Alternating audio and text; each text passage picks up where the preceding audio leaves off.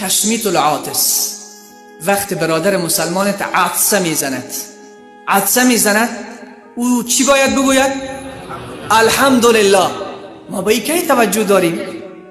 این مهم نمیدانیم، ولی ببینین جنت رو با این میخرید. حالا گوش کن، خوب گوش کن.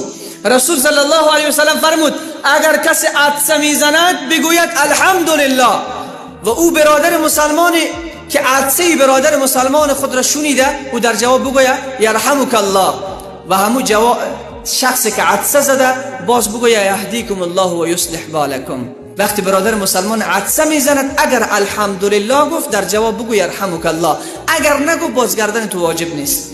اگر عطسه پشت هم زد 1 تا 2 تا 3 تا 3 تا بر گردن تو گفتنش سنت و واجب هست که تو باید بگویی. اما اگر 4م عطسه زد باز تو مختار هستی که جوابش را میدهی یا نمیدهی.